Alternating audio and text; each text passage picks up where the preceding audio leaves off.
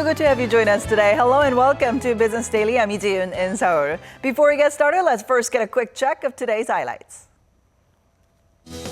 Countries around the world have slapped Korea with nearly 180 trade penalties, putting Korean policymakers and businesses on alert amid growing protectionist sentiment worldwide.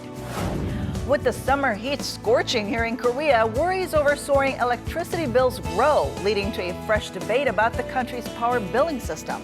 These stories and more coming right up. But first, the Korean government has called for the swift passage of a supplementary budget bill, saying that any further delays could stall potential progress that could be made. Speaking at a briefing on Tuesday, Finance Minister Ho said failure to pass the bill in a timely manner could result in the loss of up to 68,000 jobs and put a heavier burden on low-income households.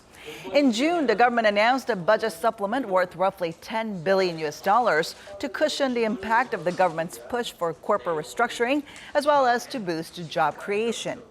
You added that it's important to put the budget supplement to use starting next month, citing Korea's sliding exports and the effects already emerging from restructuring in key industries. There are also worries that lingering uncertainties could hamper domestic consumption, which has played a key part in boosting growth amid falling exports. The Finance Ministry's monthly economic assessment released on Tuesday predicted that corporate restructuring, the expiration of a temporary tax cut on automobile purchases, combined with risks from Britain's decision to leave the European Union, could hurt consumption. With that, the report emphasized on the need for the government's extra budget plan to be swiftly implemented, as it still awaits parliamentary approval. And rising protectionism has become a central issue of concern for export-dependent Korea, with a recent report showing that the country faces nearly 180 cases of trade sanctions. The government is looking for ways to address these challenges. Our Kim Jung-soo reports.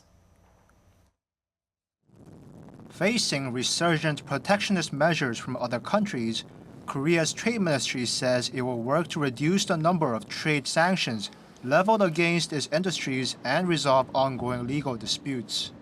This comes after a report from Korea International Trade Association outlining the 179 sanctions the country has been placed under by 31 countries.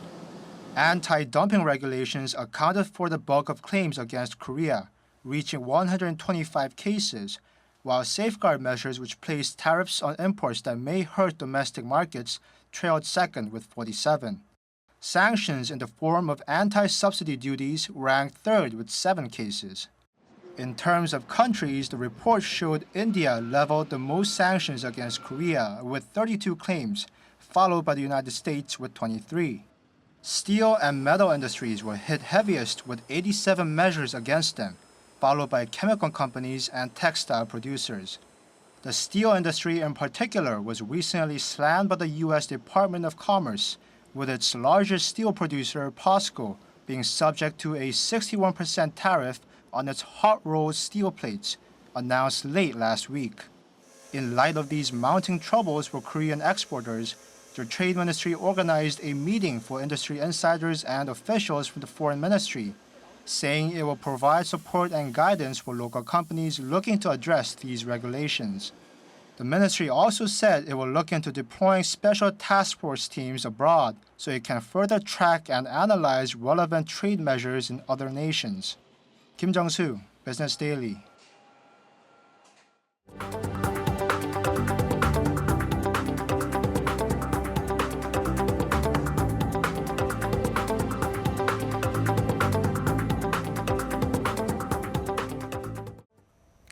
We heard some good news yesterday regarding Korea's credit ratings as S&P raised Korea's sovereign rating one notch to a record high of AA, further boosting investor confidence despite remaining economic uncertainties both at home and abroad.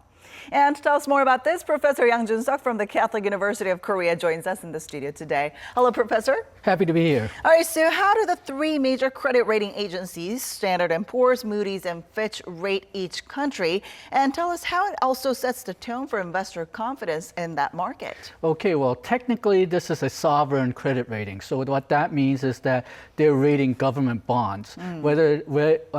Government issues bonds to borrow money, and the credit rating agencies see whether the government can pay back those bonds or not, especially if it's in foreign currency like the dollar.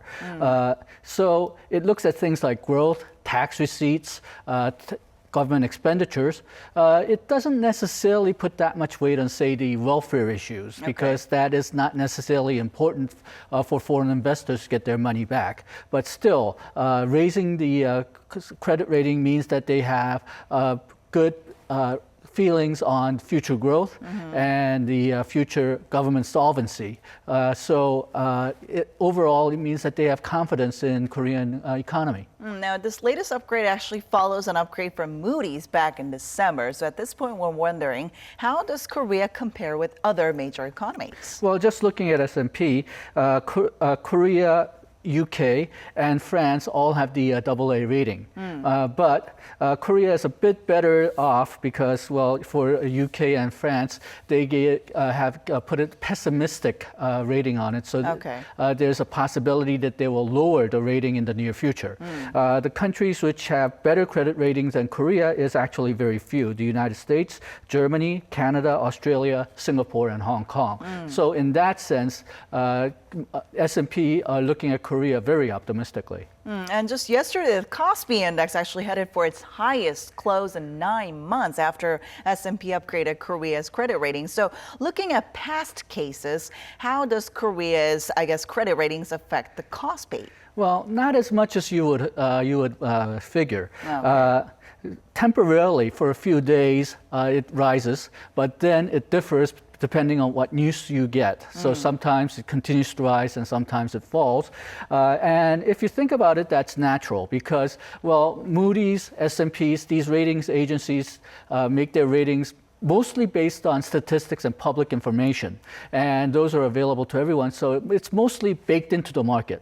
Also, things like Kospi, they look at company stocks, company bonds, but as I mentioned before, this is a sovereign rating, so it looks at government bonds mostly. So there's no guarantee that they will move the same way. Now, I think this upgrade is notable considering that there have been warnings from credit rating agencies saying that there are going to be more downgrades this year than upgrades, right? Yeah, so this shows how, in some ways, the global economy is still in such a bad condition. If you look at just the numbers and do an international comparison, then Korea doesn't seem to be that badly off. Our unemployment rate is low compared to European countries and even the United States, even though they're very close to full employment. And our government debt figures are below 100%. Most of the OECD countries are above 100%. So that also looks very good. Korea is going on with economic restructuring, though perhaps not as quickly as some analysts would like. But other countries are just delaying restructuring, Japan, China. So in that sense, the good ratings that Korea got is not only due to the good numbers that we get, but also the lackluster numbers that we see in other areas. But because of this, we could probably get a lower interest rate when we issue further government bonds, so that'll reduce the government debt burden. And some hedge funds, some international investors are only allowed to invest in certain grade or above government bonds. So since our government bonds went up, there may be more demand for Korean bonds, which is good news if Korea does decide to issue more bonds.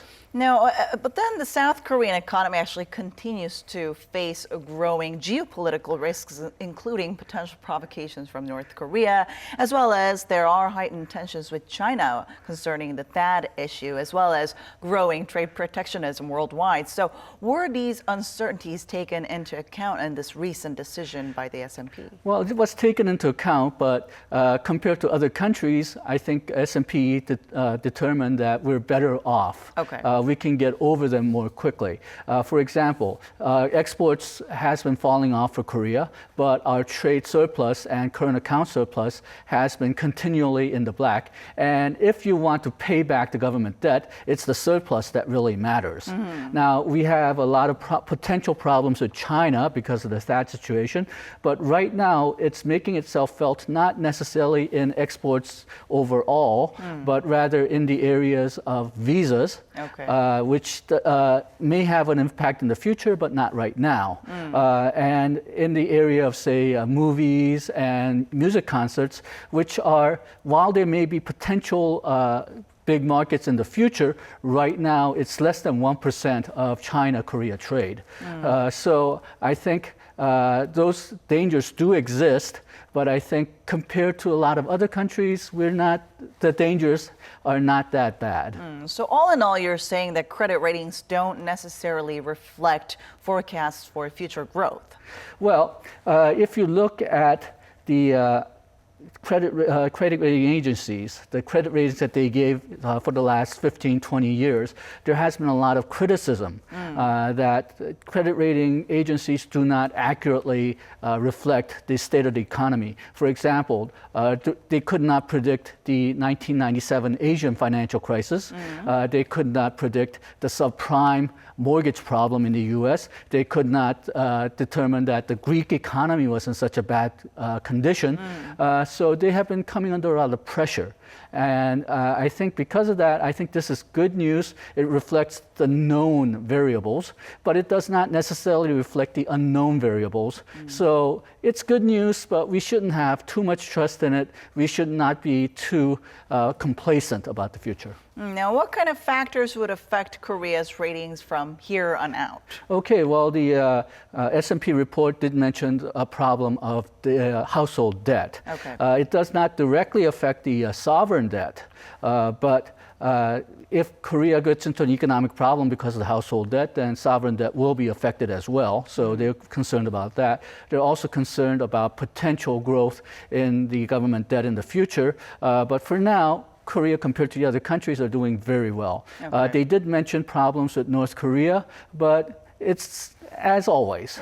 So there's nothing that's really changed, and other variables have gotten better. I think that's what's reflected in the S&P report this time. All right. Thank you so much for your insight today, Professor. Thank you.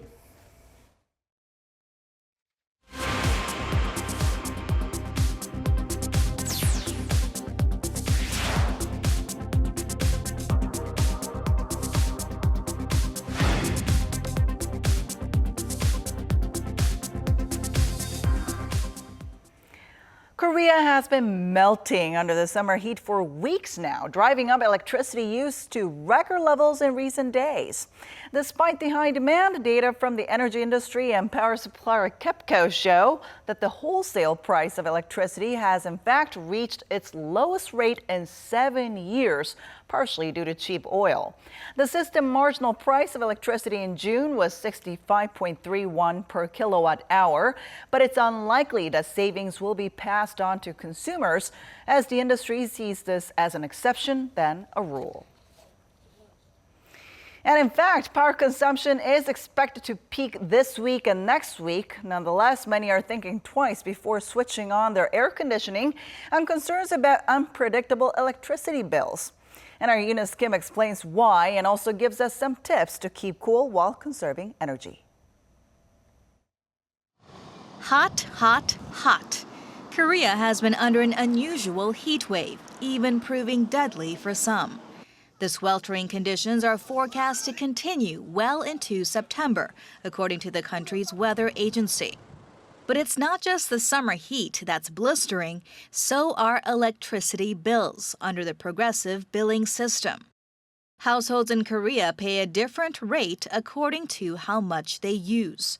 For example, a family that uses more than 500 kilowatts would see its rate multiply by nearly 12 times more than a household that keeps it under 100 kilowatts, leading many who are pinching pennies to forego what's become a luxury, even if they have an AC unit at home. Turning it on means a sky-high electricity bill, so using a fan is far more convenient. The progressive electricity billing system applies to all households 24 hours a day, 4 seasons of the year. It affects many who are poor because they have to use an electric blanket in the winter. Burdened by the unpredictable power bills, users launched an online petition late last month arguing it's unreasonable to limit the progressive system only to households and not companies, who use a lion's share of the overall supply. Meanwhile, experts offer tips to conserve energy, including making sure cords are disconnected when appliances like air conditioners are not in use, adding this could conserve about 30% of energy. Also, periodically clearing out the AC's filter not only saves some 27% in power bills, but also raises its coolness factor by up to 60%.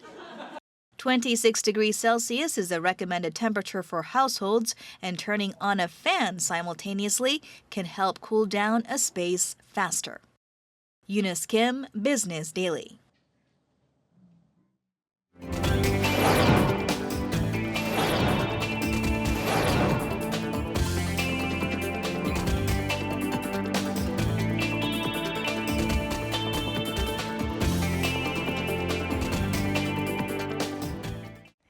And that wraps it up for today. Thanks for watching, and we'll be back tomorrow with more at the same time, same place for your Business Daily. Until then, goodbye.